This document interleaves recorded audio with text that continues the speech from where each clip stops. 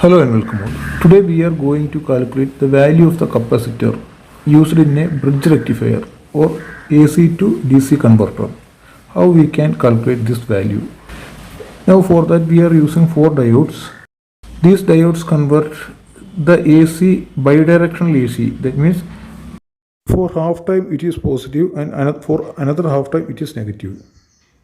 When this side become positive, the current will flow from through this diode, through this capacitor and through this load. So the current has two parts, one to the capacitor and other to the load, and through this diode to the negative side. So when this side is positive, this diode and this diode is conducting and charging the capacitor and powering the load. Now when this side become positive, this diode will be forward biased and current is going through it, charges this capacitor and also powering the load, and it is returning through this diode to the. Now the output become unidirectional. Now if we consider that the capacitor has no voltage at the beginning, zero voltage, and we have applied an input voltage.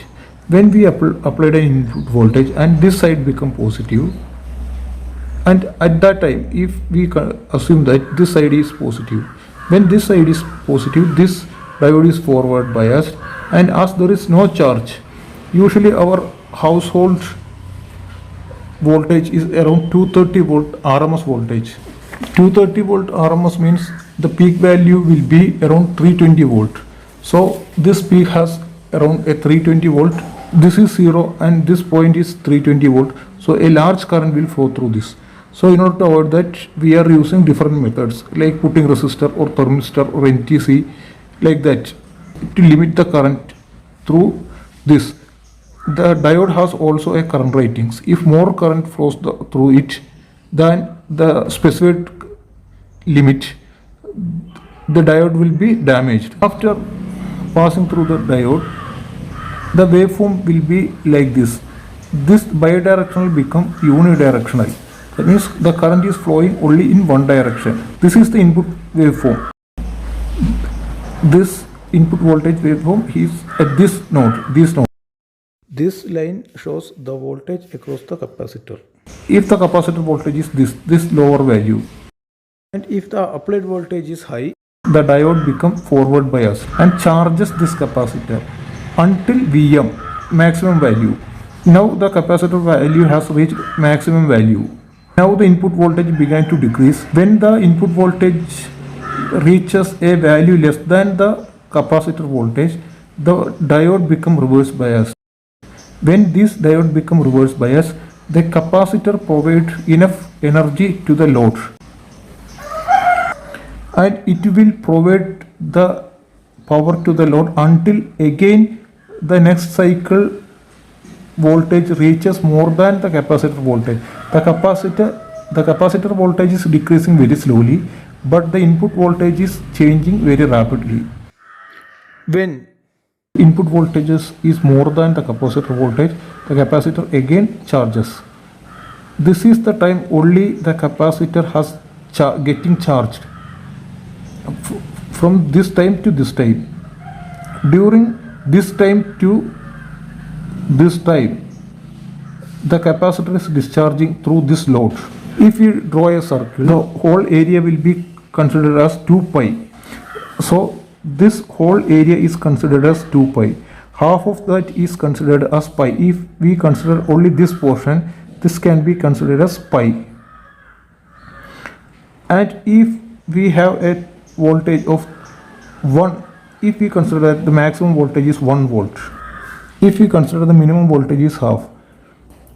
So in order to have, if the maximum voltage is 1 volt and the minimum voltage is half, then what angle this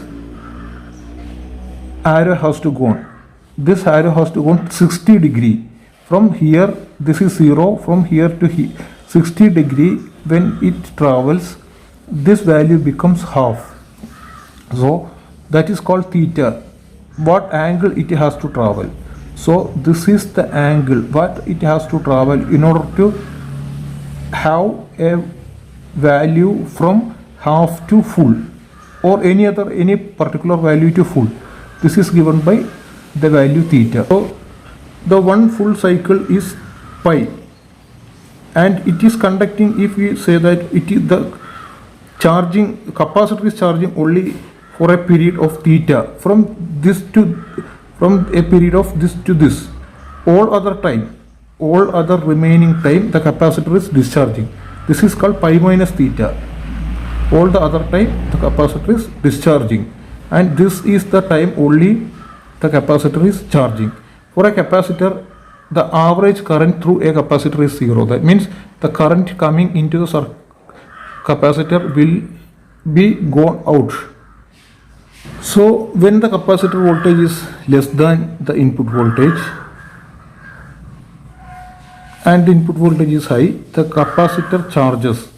The capacitor will charge until its maximum value. When the input voltage reaches maximum value, the capacitor is also charged to that maximum value. Now the input voltage began to decrease. Now when the input voltage began to decrease, the capacitor does not begin to decrease. We are selecting the capacitor value in such a way that its value is higher, even if it provides enough the required power for the load. So the capacitor will be discharged very slowly, and it reaches a value when the another cycle comes, and now the input voltage is more than the capacitor. The capacitor is again get charged. So this is the minimum value. So this value is the minimum voltage of the capacitor, and this is the maximum voltage.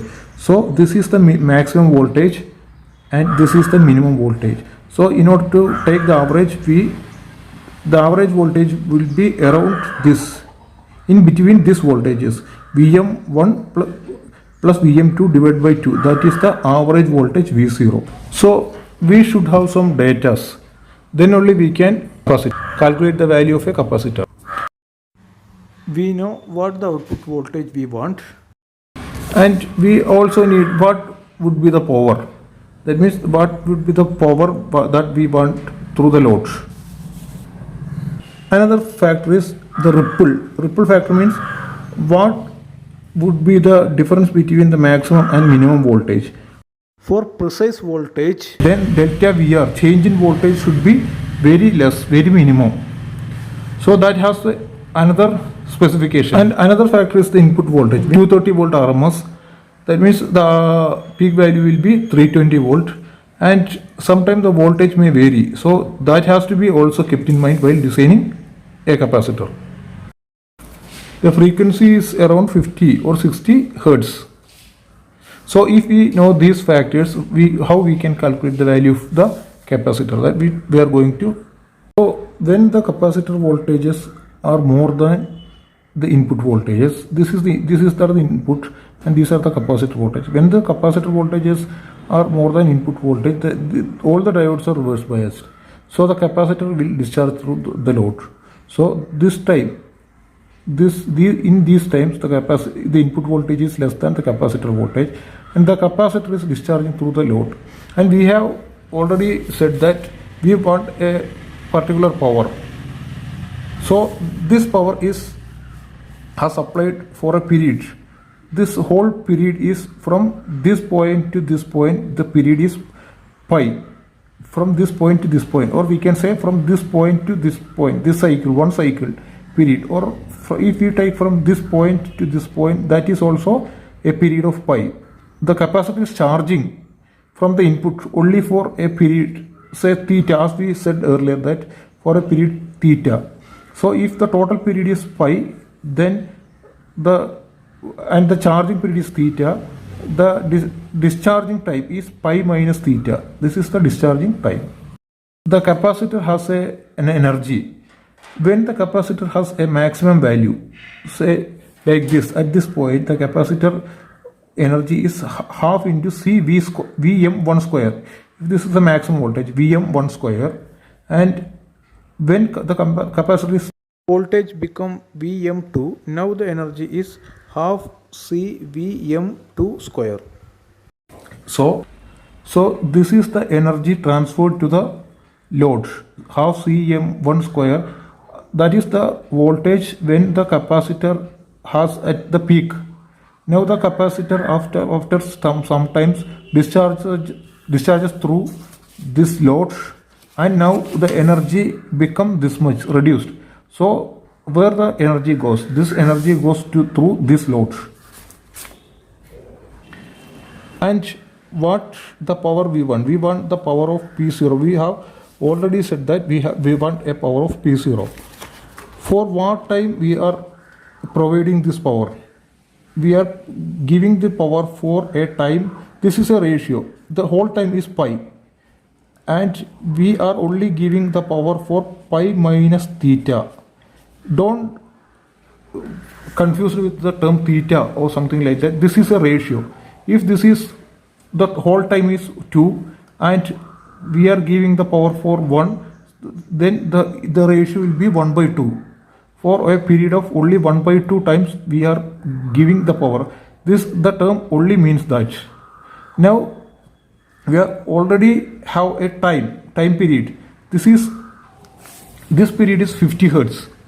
And when we rectified this, when this become unidirectional, the period has doubled. Now the frequency is 100 Hertz. When the frequency is 100 Hertz, we know that frequency time is equal to 1 by frequency. When the frequency is doubled, the time is getting half. So this is a ratio. This is the time and this is the power. And this is the power delivered from the capacitor during that time. When we taken the half C out, Vm1 square minus Vm2 square.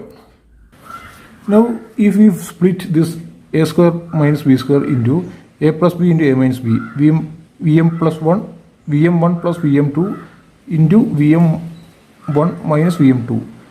If we further write this, Vm1 plus Vm2 divided by 2, what is that?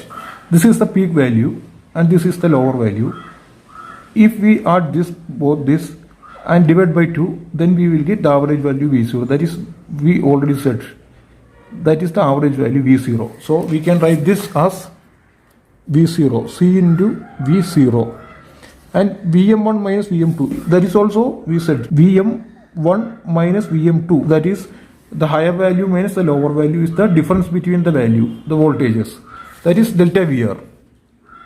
Delta VR is equal to, if you write P0 into pi minus theta divided by pi into Ts by 2, we can write T as 1 by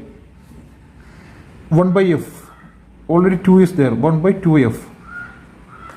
We can also write this P0 as V0 into I0 is the power into P pi minus theta by pi into 1 by 2f. If we want to know the value of the capacitor value will be C is equal to, this term will be gone to the bottom, V0 I0, that is the power, into pi minus theta by pi. This is a ratio, and 1 by 2f. Now the frequency has doubled, 2f. Earlier the frequency was half, now it is doubled, so 2f. Divided by this term, V0 by will be gone to the bottom. Divided by V0 into delta VR, change in voltage. This V0 and this V0 will be cancelled. So the result will be, now this is the final equation to calculate the capacitance value of a full bridge rectifier. What this equation means, if we want more current through this load, the capacitor has to supply the current for more current. So the value of the capacitor has to be big. The frequency is fixed. Our household frequency is around 50 Hertz. So if we pass it through this full wave bridge, the frequency will be double and become 100 hertz. This is constant, this is not changing. If we want a less change in voltage, that means if we want a precise voltage, the change in voltage is very less, means the capacitor has to be very big. If you use very big capacitor, then the rate of the change of voltage will be very less. This change, the Vm1 minus Vm2 will be very less. And what this means, if we want to supply the current, the power for more time, the capacitor value has to be high. This is a ratio. The total time is pi, and pi minus theta is the time that the capacitor has to supply to the load. So if we want to supply for more time, the capacitor value has to be high. If we want to supply more current, then also the capacitor value has to be high. If we want a very less change in the voltage, then we also want a high value capacitor. This is how we can explain. This is the equation that is used for calculating the value of the capacitor for a bridge rectifier or a full wave rectifier, or we can say that an AC to DC converter.